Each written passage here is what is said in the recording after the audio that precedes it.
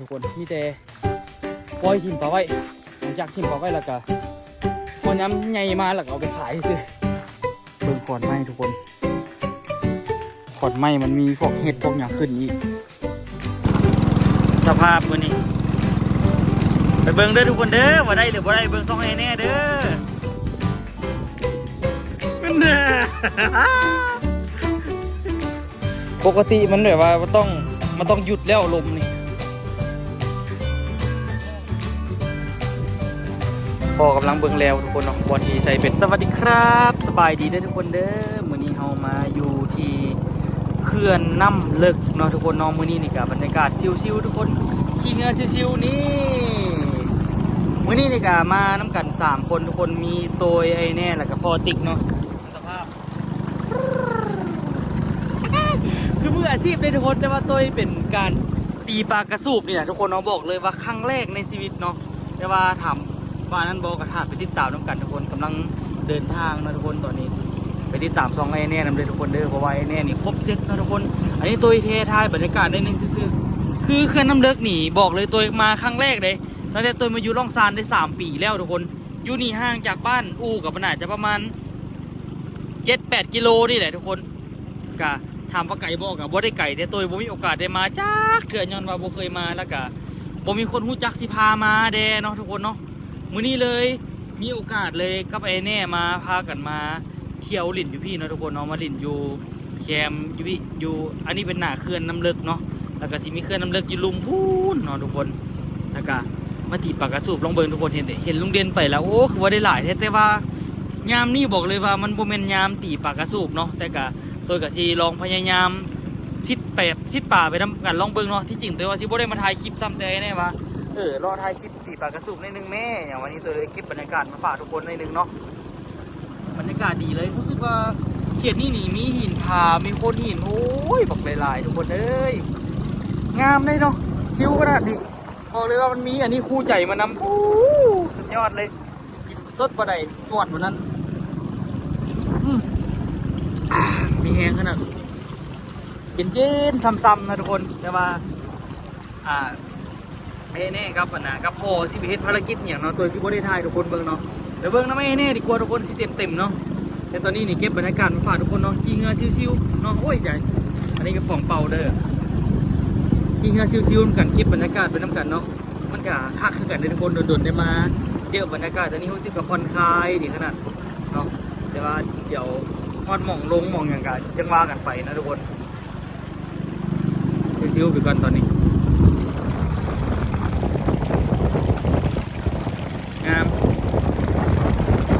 รู้สึกว่าพอสิเดินทางเข้าไปดอนตัวนี้นะทุกคนมุ่งหน้าไปซื่อๆเลยคือว่าเราอาจจะตีปลาแถวๆนี้แน่เริ่มพอนเฮือละก็เห็นเราซักเฮือเข้าไปดอนตัวนี้เลยเดี๋ยวตัวที่หาอยู่แถวงมแถวนี้ถ่านนะทุกคนปลาทางในซีนี้จะไหนเพราะว่ามันเป็นกลางดอนที่แบบว่าผมมีอย่างอ้อมเลยทุกคนเนาะน่าจะมากางเต้นนอนจะคืนหนึ่งว่ะที่นี่มื้อหน้าหาอย่างมากางเต้นนอนอยู่จากบาทบอกฮะ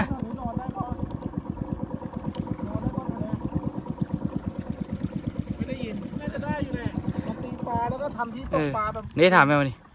พ่อแถวนี้มากางเต้นนอนได้บ่อ๋อนี่พ่อจะให้มาลงก่อนใช่ไหมอู้น้ำใสขนาดพี่แน่น้ำใสว่าจะมาตีปลาชะโดเนี่ยอันนี้ปลาชะโดมาตีเนี่ยอันนี้พอสิไปตีสิไปกลางมองที่โอเคไปติดตามซองไอ้แน่เลยทุกคนเด้อสวมเข้าไป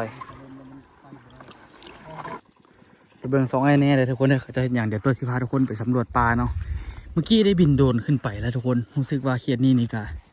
เบิ่งจากสภาพพื้นดินนะทุกคนกะสิมีพวกหัวพวกควายเขาจะเอามาเลี้ยงอยู่นี่นะเนาะเพราะว่าอยู่พี่นี่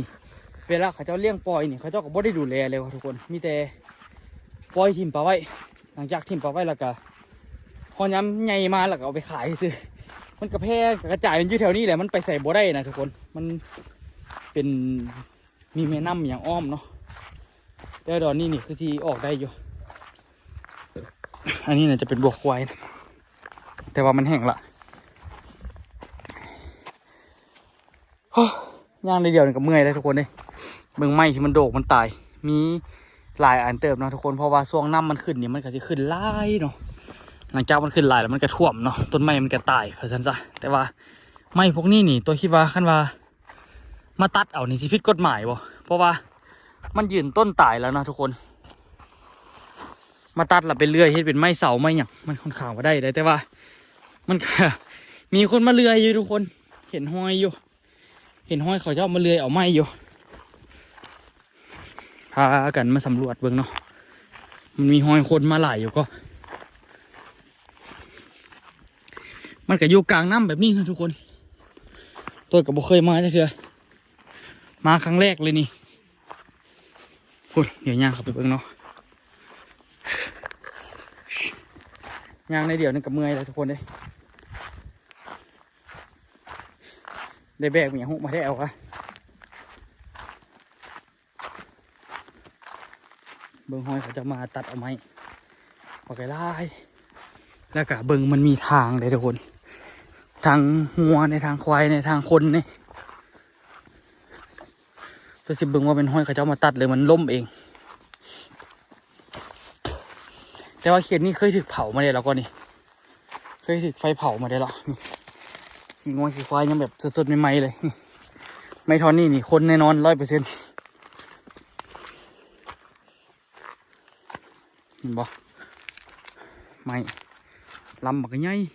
ใหญ่ดินี่ใหญ่แค่ใหญ่บ่เบิ่งขอนไม้ทุกคนขอนไม้มันมีพวกเห็ดพวกอย่างขึ้นอีกเดี๋ยวพายางเข้าไปในป่าบ่ได้มาใช้ชีวิตอยู่ในป่าแบบนี้โดนละทีมของป่านะทุกคนเต้นหน้าจะมากางเต้นนอนเลยทุกคนพักผ่อนเนาะบรรยากาศดีทุกคนข้างหน้ามีแม่น้ำข้างหลังมีปลามีตูบมีอย่างแบบเพชรเป็นเกาะเป็นดอนโดยเฉพาะอะไรเป็นของตัวเองคือที่คักเลยต้นไม้เป็นมีในป่าของแท้เลยแต่ว่าไม้ใหญ่ไม้หยังหลายทุกคนโบเป็นมินิน้อยเนาะเบิ่งเอานี่เป็นไม้แบบนี้มีหลายเลย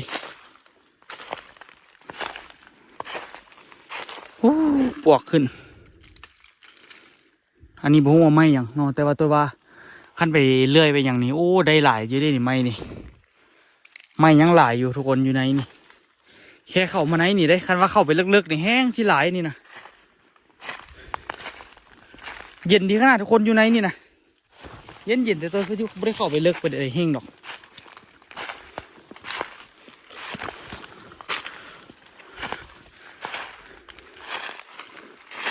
เขามาเลิกอะไรกับมีเจ้าปลาเจ้าเขานะทุกคนนี่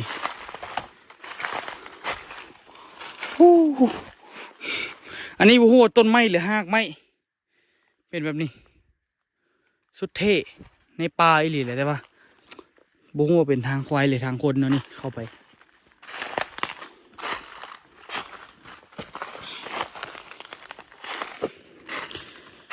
โดยว่าคันมาโซกหาของปลาเนี่ยคือที่ได้อยู่ก็ธรรมชาติดีอีหลีโดยไม่ได้เข้ามาแบบธรรมชาติดีๆแล้วนี่โดนแห้งละเป็นแบบปลาของแท้เลยนะทุกคน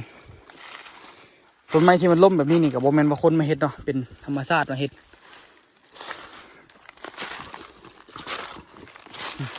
เห็นบ่ไม้แต่ละลำนะซื้อยะทุกคนเลยกลมดีขนาดแต่มันก็สิมีชนิดไม้ที่เป็นไม้เนื้ออ่อนไม้เนื้อแข็งเนาะเขาเจ้ากะต้องเบิ่งกันไปแต่ตัวกับบ่ฮู้เรื่องดอกแต่ว่าไม้มันไหลดิไหลเท่าไหร่ว่าคุณน่ะมีแต่ไม้ลำใหญ่ๆนะสุดยอดเลยหากว่าเห็นปลาไม้สมบูรณ์อยู่ครั้งนี้ครั้งแรกเลยสมบูรณ์ดีอีหลีถ้าเทียบแบบปลาแบบธรรมชาติแบบนี้เหรอมีแบบนี้นะสมบูรณ์คักสมบูรณ์แน่โอ้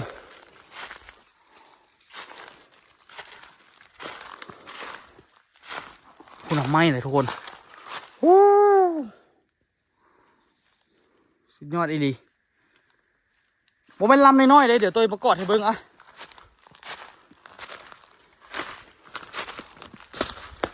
อยู่ในกลางป่าเพิ่งหักต้นไม้เพิ่งเอาทุกคน ซาธุหลังงาเด้อมึงเอาบ่มิดเลยบ่มิดเลยนะกอดนะต้นใหญ่แหงหากก็เห็นนี่แหละนั่นถือว่าสมบูรณ์หลายเนาะไม่ยีรองสารยังหลายอีหลีพวกที่ล่มนี่ตัวเสือมันล่มเอง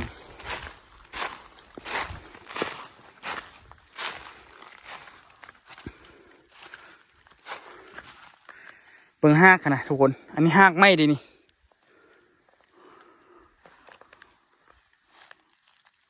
สุดยอดเลยไปดีกว่าปะผมจะเข้าไปโดนกว่านี้เสียวใส่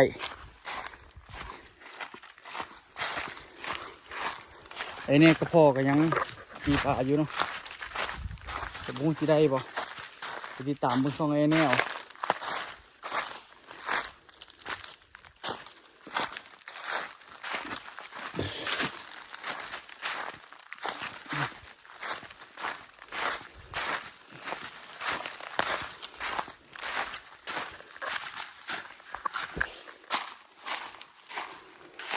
อันนี้นะจะห้อยตัวซัดเนาะห้อยสัตว์มันมาสัตว์เลี้ยงกับเจ้าอะไรทุกคนมันก็ลอกกินใบไม้ใบตอกแถวนี้นี่แหละมันก็ได้ใช้ชีวิตอยู่ในป่าเนาะ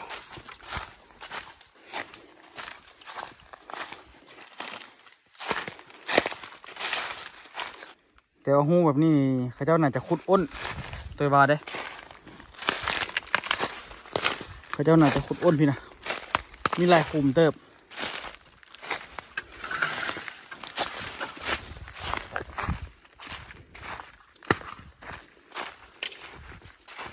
ย่างไม่แจ่เด็กของโลกกูนี่บ่รู้เรื่องเลยมีเงินอยู่นี่จักหลังคือสิดีเนาะมีมุ้งกันยุงดีๆเนี่ยเพื่อจะคัก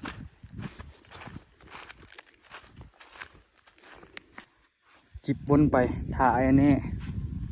ตรงนี้กระเบื้อทุกคนพึ่งนะบอกได้พึ่งมาตอมเตอร์แถวอ่ะเป็นอย่างมันต้องมาปุ้มกันวะเนาะมันกระเบื้อเป็นอย่างต้องมีหลากหลายสีสันวะเนาะผีเสื้อเป็นอย่างมันต้องมีหลากหลายสีสันเนาะแถมมีตัวพึ่งอีกเลยว่าเดี๋ยวมันกระเบื้อมาจับเพื่อตัวพึ่งมันบอกได้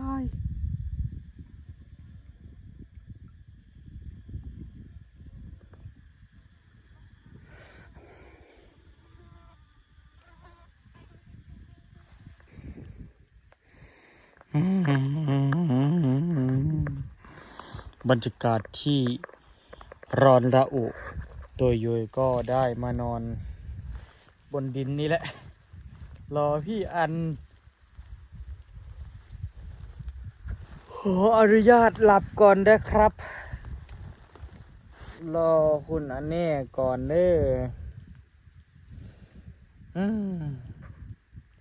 เริ่มซึมๆแล้วทุกคนหลับก่อนดีกว่าเดี๋ยวไอ้แน่มาเดี๋ยวเราห้องมาปลุกดอก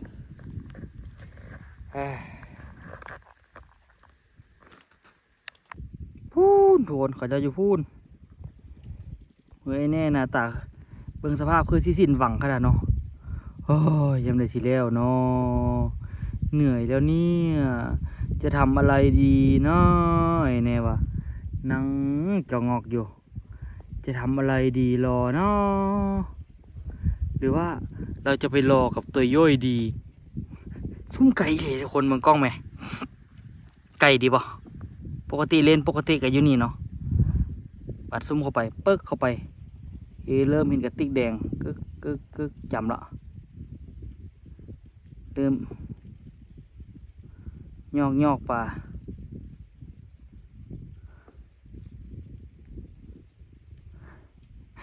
เมืองไอ้เนี่ยคือที่อยากขึ้นบกมันถ่านตัวแล้วนี่เมืองคักละรู้ดีแน่แต่ว่าไอ้เนี่ยกับแบบบอกกล้าบอกเพิ่นมาส่งก่อนนะ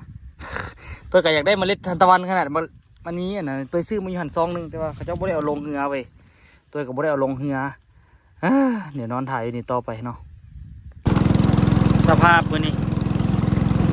ไปเบิ่งเด้อทุกคนเด้อว่าได้หรือบ่ได้เบิ่งซองไอ้แน่เด้อโอ้ไปเฮ็ด แน่นอน ไม่รู้ว่าไปหาปลายังไงต้องได้ไปติดตามชิวๆแล้วทุกคน ทุกอย่างอ่ะ รับทุกคนเมื่อกี้รับแท้ก็ไปนอนอยู่หันโอ้ แล้วลมเย็นจริง อันน่ะไปนอนอยู่กองต้นไม้โอ้ยรับลิ้นหน่อยนึงว่ามันรับแท้เลยได้ยินเสียงเหงื่อมาเลยสะดุ้งตื่นอากาศดี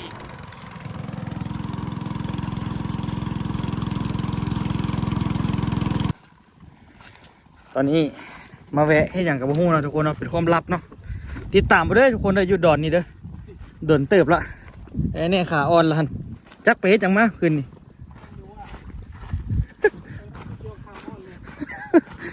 อันนี้เนี่ยก็จะน่าจะเป็นเหือเก่าของพ่อนะทุกคนเนาะ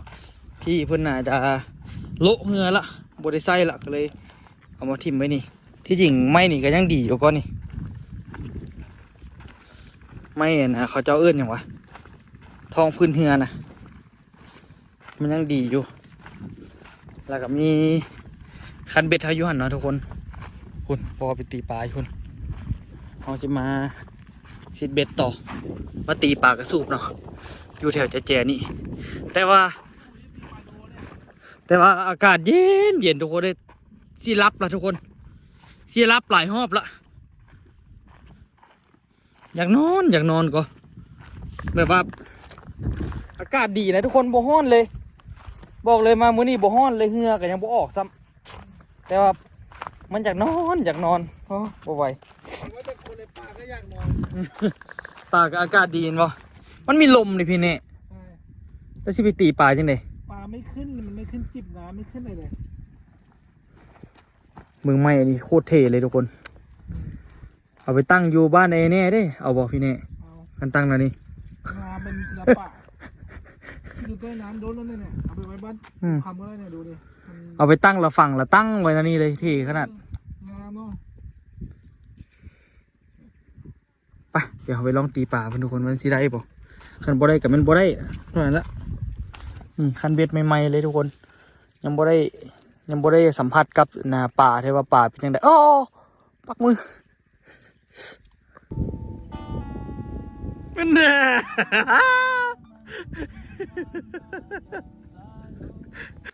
มันซะจะเงียบเกินไปแล้วทุกคนเขตนี่นี่โอ้น้ำท่วมขึ้นมานี่บ่ธรรมดาด้วยนี่นะตัวว่ามันตีไว้น่าจะท่วมขึ้นประมาณนี้พี่แหละความสูงของมันย้ำมันขึ้นมานะ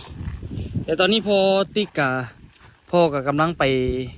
ตีปลานะทุกคนเอาบุหูว่ามาแล้วสิได้ปลาหลายปานไหนเนาะตัวก็เลยอยู่กระตอบนี่กับไอ้แน่ท่าทุกคนแต่ยังไม่ได้อย่างเถอะปลาก็ไม่ได้ตีลมมันหลายเพราะทุกคนเห็นบ่ลมมันเป็นคลื่นหลายเลยพ่อก็ยังไปมื้อเช้านี่พ่อก็ให้ตีปลาลิ้นเบิดเช้าเนาะเฮ้ยไปเบิ่งซองไอ้แน่เลยทุกคนเดี๋ยวว่าได้ปลาอะไรวันไหนเนาะแต่ตอนนี้นี่กาหอดยามอันนี้ละตัวก็เลยแบบมาท่าพอมาเนาะแล้วก็แรงจังหน่อยก็ลองตีปลาลิ้นนิดนึงแล้วก็จึงกลับทุกคนนะโบสั้นกับกลับเลยเนาะเพราะว่าตอนแรกนี่ยังมีนัดต่ออีกอยู่ทุกคนอยู่ที่อันนี้เป็นบอลยูของพอติกเนาะทุกคนเนาะเพื่อนมาสร้างที่พักอยู่นี่บรรยากาศดีเลยแหละทุกคนแต่ว่าคนช่วงนี้นี่ยังบ่เห็นไปไกลมาปานไหนเทื่อช่วงนี้เพราะว่าน่าจะเป็นช่วงที่แบบว่าไม่ค่อยได้ป่าเนาะคนมาแกงเอาปลามาตีปลาสูตรนี่เป็นกระสูบอย่างก็ไม่ค่อยมีก็น่าจะประมาณพอบอกว่าประมาณเดือน5เดือน6ปลาสิกินดีเพิ่นว่านะช่วงนั้นมันแห้งๆนะทุกคนปลาแบบว่ามันสิบกกระจายกันไปน้ำปลามันสิขวัญมาอยู่บนเดียวนะทุกคนพื้นที่อยู่มันกันหน่อยนะมันเลยแบบว่าปลามันเลยกินดีนะทุกคนเนาะแต่ว่าก็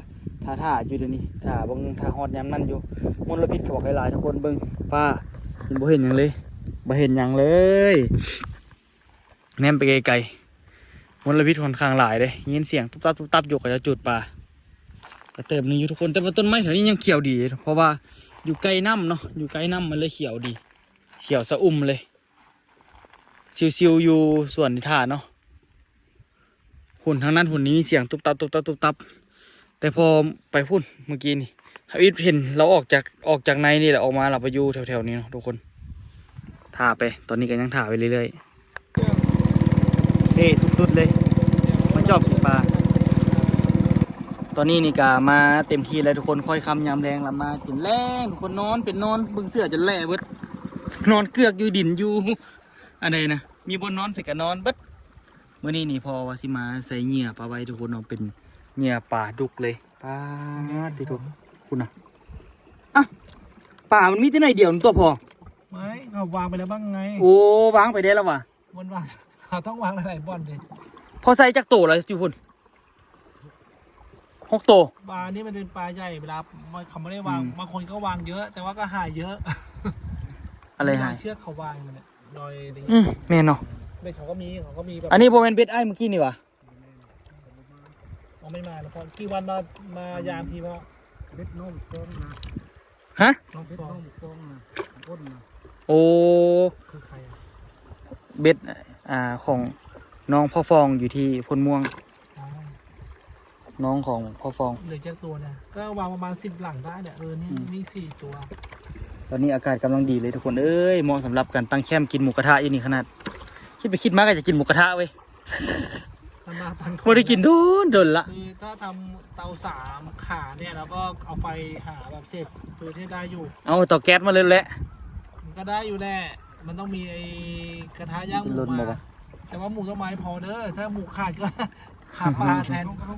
อาไปผมพูดเลย ให้ลงนี่ละพ่อที่ไปใช้เบ็ดวะว่ะ เอา เอาเบ็ดมาตีไปพี่แน่ ได้อยู่นะ ระวังเปียกเด้อ จับมือค่อยแน่ความพอ เด้ จ้า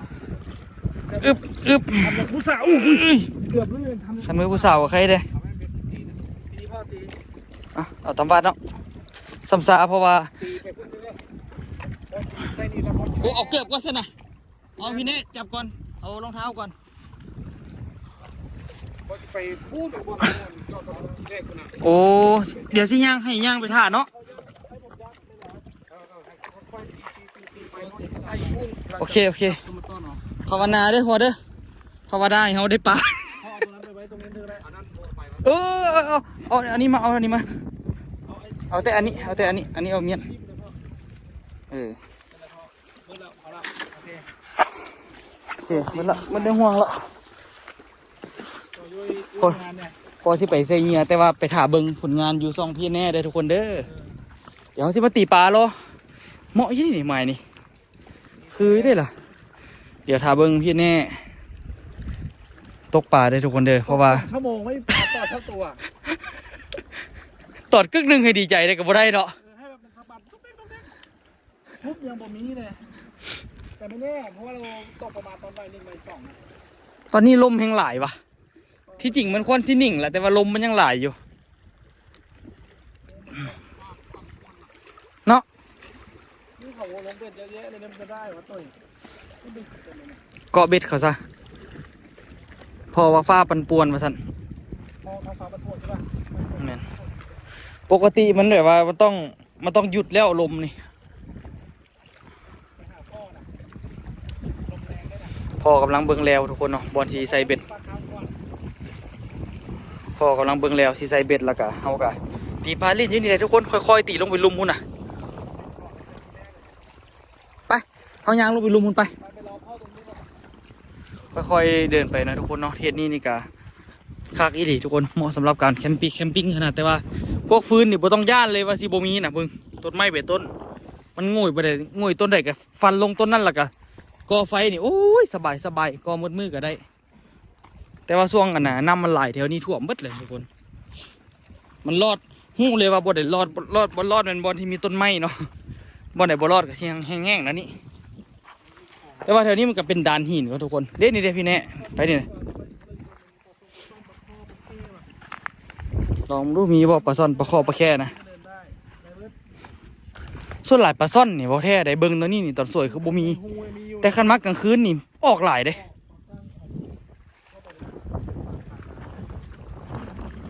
ลมเย็นทุกคนเด้ โอ้โหแฉะว่ะไฟมันเหยียบไปเยอะแล้วไฟตัวต่อไปเหยียบก่อน งูดีขนาดเราพอคนคึกไปถึงงูเลย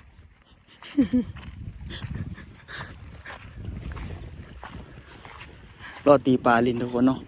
แต่ว่าของไอ้เนี่ยเข้มข้นขนาดเลยทุกคนมาแต่ละเทือนี่สุดยอดเลย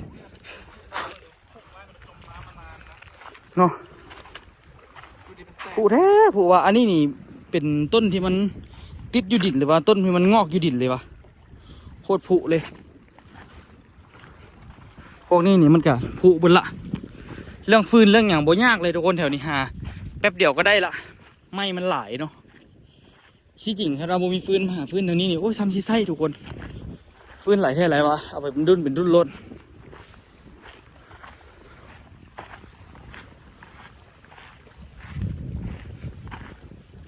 เดี๋ยวมีคนนอนอยู่ฮันมีคนพักผ่อนอยู่ฮันน้ำ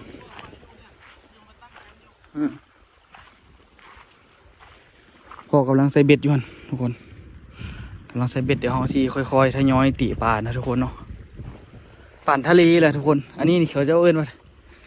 ที่จริงน้ำเงื่อมพุ่นเขาจะเอิ้นทะเลลาวอันนี้นี่กะเป็นเขื่อนน้ำลีกน้ำลึกเนาะปะการังน้ำจืดว่ะเป็นต่อไม้ปะไกไล่ทุกคนล่ะพวกไม้น่ะทุกคนเนาะอยู่ในเขื่อนนี่น่ะบ่ได้ว่าที่มีแต่อยู่นี่ได้สมมุติว่าเขาเจ้าอ่อนนะเห็นไม้ตัวใดมันดีๆแซ่น้ำน่ะทุกคนแห้งแซ่แห้งแน่นก็มีไม้บางประเภทนะเขาเจ้าสิมีแบบคนที่แบบว่าสามารถแบบดำน้ำลงไปตัดเลยทุกคนดำน้ำไปตัดไม้เนาะต่อไม้ที่อยู่ในนี่บอกหลายๆเลยทุกคนแต่ส่วนหลายเขาเจ้าก็สินิยมดำไปตัดตอนหน้าแล้งเป็นเลื่อยทุกคนเนาะเขาเจ้าก็ใช้เลื่อยแบบเลื่อยมือนี่แหละใช้แบบ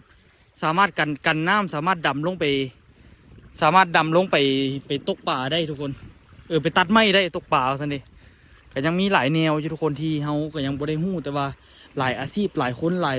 ทีบนึงทุกคนเนาะหลายแนวเบิ่งทุกคนปั่นอยู่ทะเลเลยความรู้สึกแต่ก็ยังดีที่มันบ่เหนียวต้นเหนียวโตเนาะมันก็โอเคอยู่เด้บรรยากาศกำลังดีเลย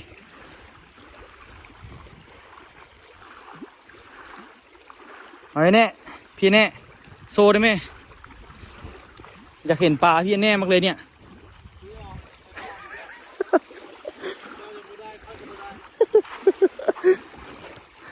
ลุงเด่นเบทาแต่คือได้เท่าวะ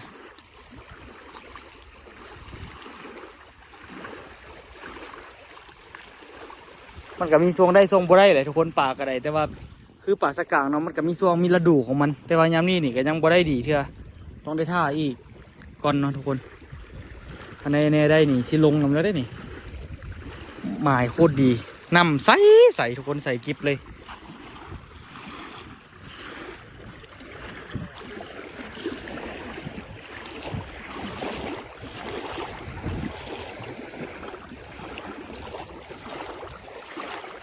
มันก็คือขนาดแบบคือป่าลอยเลยทุกคนเวลาเอานี่มาใส่เนาะเวลาเขาลากมันก็กึกบ่คือแต่ว่าช่วงที่มันได้นี่เป็นช่วงไหนทุกคนเป็นช่วงที่มันขึ้นมาหากินนะทุกคนเนาะมันมาไล่กินปลาน้อยปลากระสูบนี่ส่วนหลายมันสิได้เนาะอันนี้นี่ก็เป็นเวิงไม้เลยทุกคนนี่ขั้นเป็นเห็นอย่างยุลุ่มนี่น่าจะ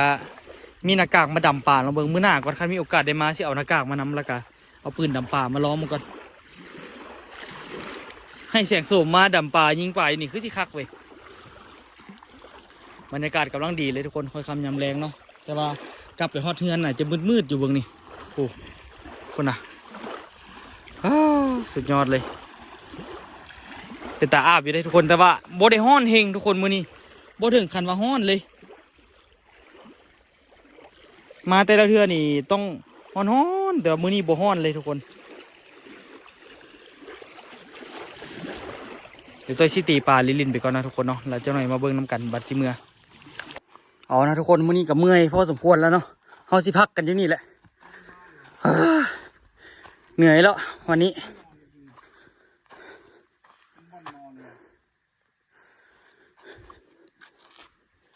นี่แหละที่เขาเรียกว่านอนโกน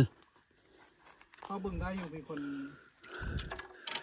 ก็จนมีบันไดเป็นเมี่ยงพ่อมึง เดินไปตรงก็เป็นบ่อนนอน ดูพี่แน่เบิ่งดู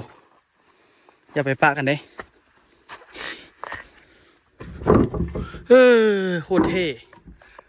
เป็นเฮือนเลยแหละทุกคนเบิ่งเขาจะปูไม้ปูอย่างระดังไฟอยู่ในฮั่นนอนคักเลย ก็มันไม่ไหวแล้วไหวแล้วไหวแล้วเอามานอนวะ อ๋อถ่ายรูปเจ้าเนี่ยตอนรอเนี่ย ฮะ เดี๋ยวก็มานอนวันหน้า คิดว่าสินอนมื้อนี้สิดอก ลมหนาวได้อยู่ ฮะ ลมหนาวลมบังแดด ได้เติบพุ่นแหล้วก่อไฟก่ออย่างอยู่ แต่ตอนนี้เขาลอยคอเราแล้วเราแล้วเราแล้ว ตรงนี้เป็นด้านล่างตรงนี้น่าจะเป็นหินใหญ่สวยเลยพอขึ้นตรงนี้เห็นแบบเป็นหินแบบเป็นแบบแต่ละลูกหินใหญ่มากเลย ยอมเป็นยอมเลยเนาะ อาจารย์ดูเลย จานปิน นี่ลองขึ้นดิตั้งบนแบบหินตั้งบนหินเองครับปะ ครับ แต่ตอนนี้พ่ออยู่ไหนครับ นู่นเราตั้งเองไง ฮะ อันพวกนี้อะหินพวกนี้ดีทุกอย่างเลยพี่ แต่ว่าพ่ออยู่ไหน จะกลับบ้านแล้วเนี่ย ดีทุกอย่างเลยหินทำอะไรพวกนี้ดีหมดเลย แต่พ่ออยู่ไหน โดนลอยแพแล้วพี่แน่ทุกคนเอามือนี่เนี่ยครับเป็นการเอาชีวิตรอดมือทำอิฐเนาะของพวกเขา แต่ว่ามีเบ็ดมีคันเบ็ดคนละคันเนาะแต่ว่าบ่ได้ปลาที่โต ไปติดตามได้ทุกคนเด้อส่วงเศร้าอู้ได้ป่าบักหลายทุกคนเนาะไปติดตามสองพี่แน่เด้อแล้วเจอกันคลิปหน้าทุกคนโอ้เป็นตาไปเอาตะกัวอยู่ดิตัวที่เอาไปนำก่อนไปเอาตะกัวมันออกละไปทำไมเนาะได้อยู่ดินี่ไปเจอกันคลิปหน้าทุกคนเขาจะให้เทียนนี่นะผู้ไอ้แน่นะย่างไวๆไปแล้วเด้อทุกคนเด้อหาบนนอนบนพักก่อนมื้อนี้โอ้ย